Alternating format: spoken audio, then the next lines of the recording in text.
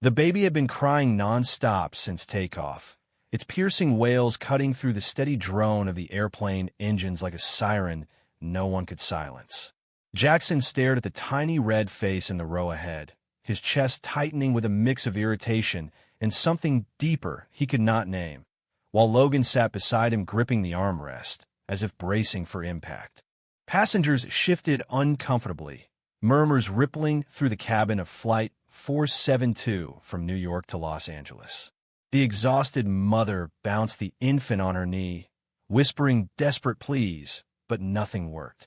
Jackson, 22, with his dark hair cropped short and shoulders broad from years of hiding behind gym routines, felt the familiar knot in his stomach. He had spent his whole life in a small Connecticut town learning to stay invisible, especially about the part of himself that loved the man now sitting inches away.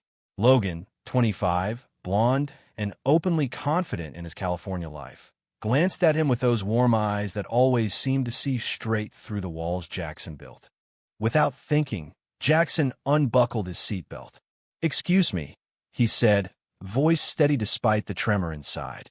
The mother looked up, relief flashing across her tired face as he reached for the baby. "May I?" She handed the child over like a lifeline. The infant's cries hitched for a second, then surged louder. Jackson cradled the tiny body against his chest the way his late grandmother had once shown him during summers babysitting cousins, humming the old lullaby she used to sing. The melody slipped out soft and low, vibrating through his ribcage. Logan watched, a small smile tugging at his lips, pride mixing with the secret thrill of seeing his boyfriend step into the light. The cabin quieted by degrees. Heads turned. A few passengers leaned forward, phones lowering. The baby's wails softened into hiccups, then quieted entirely as Jackson rocked gently, the lullaby wrapping around them like a shield. When the infant finally slept, peaceful against his shoulder, the entire cabin erupted in applause. Strangers clapped, some cheering softly. "Well done, young man." Jackson handed the baby back, cheeks burning, and sank into his seat. Logan's hand found his under the tray table, squeezing once, twice, a silent promise. But in that brief touch, Jackson felt the exposure crack open like an eggshell. Someone had seen. Someone always saw. The applause died down, yet the air felt heavier now, charged with the weight of what had just happened. Jackson's mind raced ahead to their arrival in Los Angeles, to Logan's family who still believed they were just roommates, to the carefully constructed life he had balanced on the edge of truth for years. As the plane leveled out over the Midwest, Jackson closed his eyes and let the memory of his grandmother's voice carry him back. She had been the only one who never questioned why he preferred quiet evenings with books over football with the guys. Some hearts just love differently, baby, she used to say. He had buried that wisdom deep after she passed, afraid his father's stern lectures about being a man would drown it out forever. Logan shifted closer, their shoulders brushing, and whispered, "You were amazing." The words landed like a lifeline, but Jackson could already feel the storm gathering on the horizon. Hours later, as the descent began, Logan's phone buzzed with a text from his sister. "Can't wait to meet your roommate. Dinner at 7. Jackson swallowed hard. The applause on the plane had felt like acceptance, but real life waited on the ground, and it rarely clapped for secrets kept too long. The fastened seatbelt sign glowed, and Jackson wondered how many more moments like this it would take before he stopped hiding the man he loved. The landing gear thumped down, and the cabin filled with the rustle of passengers gathering belongings. Logan stood first, offering Jackson a hand that lingered a second too long. No one seemed to notice, yet Jackson's pulse hammered. They stepped off the plane into the bright California sunlight, streaming through LAX windows, the baby's mother waving gratefully one last time. "You saved my sanity," she called. Jackson smiled, but inside he felt the first crack in the armor he had worn since high school. They collected their bags in silence, the weight of the flight's events settling between them. Logan's family home in Pasadena waited, a beautiful Spanish-style house with bougainvillea climbing the walls and a backyard pool that had hosted countless barbecues where Jackson had played the role of polite friend. Tonight will be different. The applause still echoed in his ears, a reminder that kindness could bridge gaps he had long believed unbridgeable. Yet as they climbed into Logan's waiting car, Jackson wondered if one brave moment on a plane could ever be enough to rewrite the rules he had lived by. The drive north passed in quiet conversation about nothing important, both men avoiding the real question hanging between them. Logan's hand rested on the gear shift, close enough for Jackson to reach if he dared. Instead, he stared out the window at palm trees whipping by, heart pounding with the knowledge that their carefully guarded love was about to step into the light, whether he was ready or not. Logan's sister Mia greeted them at the door with hugs and laughter, her toddler clinging to her leg. Finally, Dad's been grilling all afternoon. Inside, the house smelled of barbecue and fresh lemons, a perfect picture of suburban warmth that made Jackson's stomach twist. Logan's parents, Richard and Elena, had always been kind to him, but kindness had limits when the truth involved their son loving another man. Dinner unfolded with easy questions about the flight.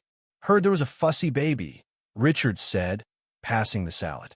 Jackson froze, fork halfway to his mouth. Logan jumped in smoothly. "Yeah, Jackson here," calmed the little guy down like a pro. Whole cabin clapped. Elena's eyes lit up. "That's wonderful, Jackson. You have a soft touch." The compliment landed like a stone in still water, rippling outward. Mia teased. "Maybe you'll be next with kids, huh?" Jackson forced a laugh, but Logan's foot pressed gently against his under the table, a silent anchor. Later that night, in the guest room they shared under the guise of roommates, Logan pulled Jackson close once the house quieted. "You were incredible today," he murmured against Jackson's hair. "I've never been prouder." Jackson melted into the embrace, the day's tension easing for the first time. Yet sleep refused to come. He lay awake listening to Logan's steady breathing, replaying every glance, every clap, every innocent comment. The applause had felt like permission, but permission from strangers was cheap compared to the people sleeping down the hall. Morning brought pancakes and plans. Logan suggested a hike in the nearby hills, just the two of them. They drove out early, the city giving way to scrubby trails lined with wildflowers. At the summit, overlooking the sprawl of Los Angeles, Logan took Jackson's hand openly for the first time in daylight. "I want this every day," he said. "No more hiding." Jackson's throat tightened. "Your family, my dad, would lose it." The words hung between them, heavy with years of phone calls home where Jackson dodged questions about dating. Back at the house, tension simmered when Mia's husband Mark arrived with beers and stories from work. Mark had always ribbed Jackson about finding a girl, never suspecting the truth. That evening, as they grilled again, Mark clapped Jackson on the back. "Man, the way you handled that baby, my wife would kill for a guy like you." The innocent praise stung. Jackson excused himself to the bathroom, splashing water on his face and staring at his reflection. Who was he becoming? The closeted kid from Connecticut, or the man who had calmed a stranger's child while his boyfriend watched with love in his eyes? Logan found him there, concern etched on his face. They talked in hushed tones about coming out, about the risks, about the life they could build in California if Jackson was brave enough to let go. "I'm scared," Jackson admitted, voice cracking. Logan kissed his forehead. "I know, but I'm right here." That night, as they lay together in the dark, Jackson felt the first real shift inside, a tiny seed of courage planted by one plane ride and one lullaby. The next days blurred into family outings and quiet moments stolen when no one was looking. Jackson helped Elena in the garden, bonding over stories of his grandmother, while Logan watched from the porch with a soft smile. Yet the secret pressed heavier each time Richard asked about Jackson's future plans back east. "You boys should think about settling down," he said one afternoon. Jackson nearly dropped the watering can. Logan changed the subject, but the words lingered like smoke. By the end of the week, Jackson's internal storm had grown. He began noticing small things. The way Mia's toddler reached for him instinctively, the easy acceptance in Elena's eyes when he helped with dishes. Maybe the world was wider than his father's narrow views. Maybe love like his and Logan's could survive sunlight. Yet doubt not. One wrong word, one accidental touch, and everything could crumble. The turning point arrived unexpectedly at a neighborhood block party. Music thumped from speakers, kids ran through sprinklers, and neighbors milled about with plates of potato salad. Logan's family had dragged them along, insisting Jackson was practically one of us. He smiled through the introductions, but his chest felt tight. Then Mark pulled him aside near the cooler. "Dude, I saw you and Logan on the plane. The way you looked at each other when that baby finally slept," Jackson's blood ran cold. Mark grinned, but there was something sharp beneath it. "Look, I'm not judging. Just Richard's old school. Might want to keep that quiet." The warning landed like a punch. Jackson nodded numbly, scanning the crowd for Logan. That night, back in the guest room, Jackson paced. He knows. Mark knows. Logan sat on the bed, calm on the surface, but eyes stormy. Then maybe it's time. They argued in whispers, Jackson's fears spilling out. Losing his father's respect, the family business back home, the life he had planned to prove he was normal. Logan listened, then spoke softly. "Hiding is killing you. I see it every day." The next morning, Richard called them into the living room. Mia had apparently overheard Mark and confronted Logan privately. Now the truth hung in the air like smoke. Richard's face was unreadable. "Is this true?" he asked, looking between them. Jackson's voice failed. Logan stepped forward. "Dad, I love him. Jackson is the best thing in my life." Silence stretched. Elena reached for her husband's hand, tears in her eyes. Richard finally spoke. "I need time." The following days were a minefield of awkward meals and avoided eyes. Jackson felt like an intruder, the applause from the plane now a distant memory. He began packing his bag in secret, convinced he should leave before he destroyed Logan's family. Logan caught him. "Don't you dare run." Their conversation turned raw, Jackson admitting the identity crisis that had haunted him since puberty, the nights he cried alone wondering why he couldn't be like everyone else. Logan shared his own journey, the college years of loneliness before finding courage. Friendship offered unexpected support when Logan's old college buddy Tyler visited. Tyler, openly gay himself, pulled Jackson aside. "You calmed a baby on a plane and faced a whole cabin. That took guts. Don't let fear win now." The words echoed Jackson's grandmother's wisdom. Slowly, cracks appeared in the wall. Richard began asking careful questions over coffee, not angry but curious. Elena hugged Jackson tighter each morning. Yet betrayal waited. Mark, uncomfortable with the shift, texted Jackson's father back in Connecticut with details from the plane and the party. The call came at midnight. Jackson's dad's voice was ice. "Is this some joke? You're throwing your life away." Jackson hung up shaking, the old shame crashing back. Logan held him through the tears, whispering promises of a future together. By the end of the second week, small changes bloomed. Richard invited them to watch a game together, no questions asked. Mia's toddler now demanded Uncle Jackson for stories. The family was bending, not breaking. Jackson felt the growth inside, the man he was becoming stronger than the boy who had hidden. The crisis peaked when Jackson's father flew out unannounced. Richard met him at the airport, the two patriarchs sizing each other up like boxers. Jackson waited on the porch, Logan beside him, hands clenched. The confrontation in the living room was brutal. Jackson's dad listed every disappointment. The football dreams abandoned, the girls never brought home, the phase he assumed would pass. Logan stood tall. "Sir, your son is brave, kind, and loved. That should be enough." The room held its breath. Jackson finally spoke, voice steady for the first time.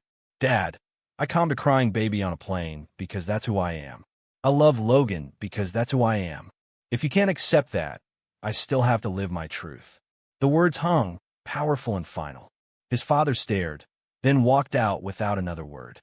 That night, Jackson broke down in Logan's arms, years of pressure releasing. Logan stayed silent, just holding him, letting the storm pass.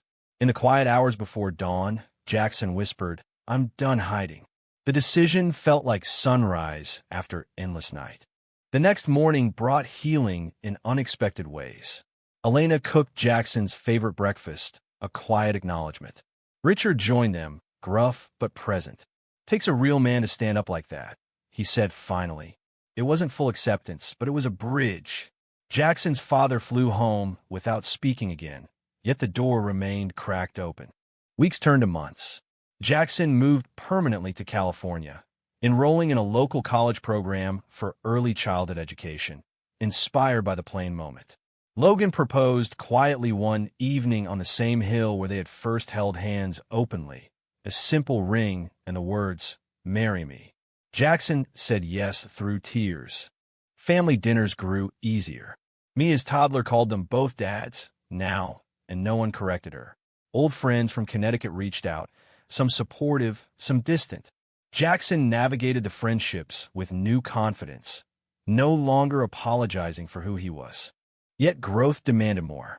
When a colleague at his part-time job made a casual homophobic joke, Jackson spoke up calmly, sharing his story. The man apologized, and the office shifted. Small victories stacked like bricks, building the life Jackson had once believed impossible. Logan watched his partner bloom. The quiet strength from that plane ride now a steady flame. Their love deepened through arguments and laughter, through late-night talks about the future and Sunday mornings with coffee on the patio. The baby from the flight even reappeared in their lives when the mother sent a Christmas card, thanking Jackson again. Challenges persisted. Jackson's father sent a terse email months later, asking for a visit. The trip back east tested everything. They arrived in Connecticut to a house that felt smaller, colder. Jackson's mother cried happy tears at the airport, but his father remained stiff. Dinners were polite minefields until Jackson showed photos of their life in California, including the ring. His father stared at the image of Logan slipping the band on Jackson's finger, then cleared his throat. "I was wrong to push you so hard." The admission cracked the last wall. They talked late into the night, father and son, about fear, about love, about the man Jackson had become. Logan sat quietly, offering support without dominating. By the end of the week, Jackson's father shook Logan's hand and said, "Take care of my boy." It wasn't perfect, but it was real. Back in California, they planned the wedding, small and meaningful, in Logan's parents' backyard. Friends from both coasts flew in. Tyler stood as best man, joking about plain babies and life-changing lullabies. The ceremony was simple, vows spoken under string lights, rings exchanged with steady hands. When they kissed, the applause sounded exactly like the one on Flight 472, only this time it celebrated truth instead of surprise. Marriage brought new layers. Jackson finished his degree and opened a small daycare center focused on inclusive care. Logan advanced in his marketing career, using his platform to advocate quietly for LGBTQ youth. Their home filled with laughter, plants, and the occasional foster child who needed the same kindness Jackson had once offered a stranger's baby. Inner peace settled gradually. Jackson no longer flinched at the word gay in conversations. He spoke at local events about identity and growth, always circling back to that flight as the spark. Logan remained his rock, the man whose love had given him courage to step forward. Yet life tested them again when Logan's job offered a promotion requiring 6 months in New York. Jackson hesitated, old fears surfacing. They talked through it honestly, deciding together to make the move temporary. The separation strengthened them, video calls filled with stories and promises. When Logan returned, their reunion at LAX felt like coming full circle. Friends noticed the change. The once closeted Jackson now hosted barbecues where everyone knew the truth and celebrated it. Family visits flowed both ways, barriers dissolving with each shared meal and laugh. Years later, on the anniversary of that fateful flight, Jackson and Logan boarded the same route from New York to Los Angeles, this time with their adopted son sleeping peacefully between them. The baby's soft breathing filled the cabin, a living reminder of how one moment of courage had rewritten their lives. Passengers smiled at the little family, unaware of the history. Jackson looked at Logan across the sleeping child, eyes full of the same love that had carried them through every storm. The journey had been messy, beautiful, painful, and ultimately triumphant. They had faced prejudice, family fractures, identity battles, and betrayals, emerging stronger on the other side. The applause from strangers had been the beginning, but the real victory was the life they built together. As the plane touched down, Jackson squeezed Logan's hand. "We made it." Logan smiled. "We're just getting started." True or false?